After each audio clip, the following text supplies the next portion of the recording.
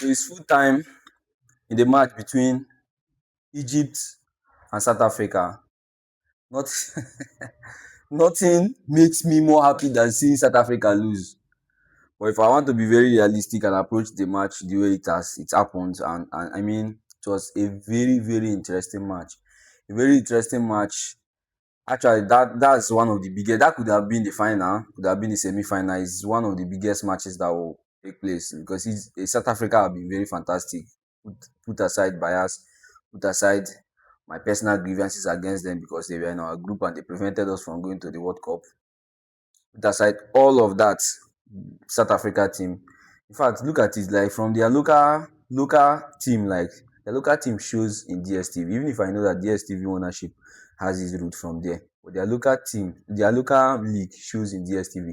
And so, like their local league is one of the best in Africa. So, what do you expect? What do you expect from a side that have developed their local league to that extent?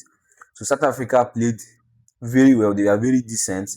They went down to 1-0 from a penalty kick that Musala converted. So that was awesome from Musala. After that, 2 minutes after, Egypt went down to 10 men, which gave them more opportunity to press, come out. Egypt went back to low block. They were basically at the Egypt's 18-yard box. So sincerely, it was a very interesting match. And then there is something I want to point out, and that is the officiating that have been taking place in this African Cup of Nations. It's awesome, like it's amazing. For the very first time, now I am seeing football officiating from a realistic point of view, from a sensible point of view, from a consistency point of view, from a point of view where they are looking at things the way it should be looked at. There is little or no bias that I've seen so far in the matches that I've watched. I've not even seen any bias yet. If I want to talk about the matches I've watched, I've not seen any bias. I'm just giving the little to the ones I did not watch because look at that officiating. Very fantastic. So a player goes down inside the 18-yard box with handball, like he was literally on the floor. What do you expect the player to do? To use his head and reach his hand. If somebody want to fall, you sleep and you want to fall.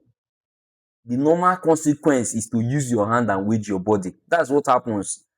But then in this situation now, there are a lot of things to put into consideration. One of the things is that ball, in a situation when you want to fall, and you put your hand down and the ball strikes you, and the consequence, the action, the possibility of that ball entering into the post is very high. There are chances they will give the penalty. They will give it because, yes, you were in a natural position, you were trying to wait yourself from falling, but that action has prevented something significant. But in this case, it prevented nothing significant. The ball was going out of the post, like it was queuing off from that 18-yard angle. It was queuing off. And then the player was trying to wedge himself and falls to the ground. The ball strikes him on the hand while the guy was on the floor. Everybody, the ref thought at first that was outside the 18-yard box. He saw the hand. If it was outside the 18-yard box, he would have given a foul. Not too much implication. They would have to defend it and prevent goal from entering into the post. But now, this is a penalty, a one-on-one kick that the keeper will have to stop, which we know that there are higher chances of converting a penalty than there is to save it. Now, the official gave the free kick outside, thinking it was outside because it was just at the edge of the line. Now, what was amazing is that when they told that ref to go to VAR to check the monitor by the side, I personally felt bad because I wanted Egypt to win. Not just because of the two factors. One, I personally still have grievances against South Africa for preventing Nigeria from going to the World Cup.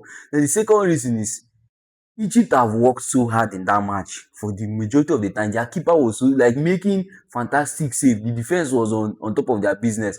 But now, all of a sudden, the penalty they want to give a penalty. So when they went to the monitor, I am very sure they would have checked a lot of factors. One of the most significant factors they would have considered is the fact that hand was in a natural position. What is making it? It's not natural position. Is not that is where the hand would be on a normal day. But when someone want to fall, when you want to fall, the natural occurrence is for you to use your hand and wedge yourself. It is not for you to use your head. It's not for you to allow your body hit. That natural occurrence is to use your hand.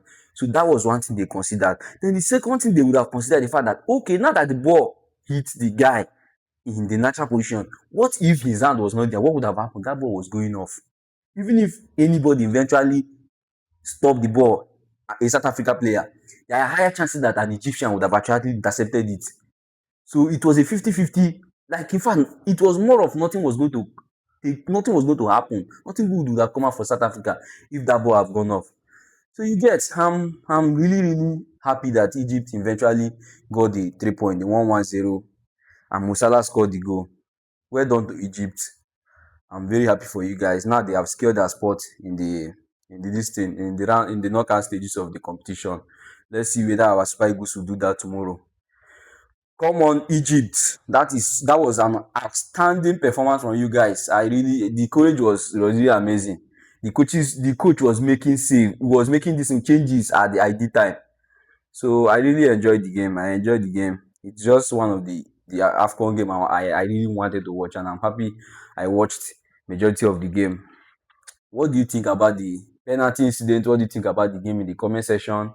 Don't forget to like. Don't forget to post to repost the content and also share. Cheers.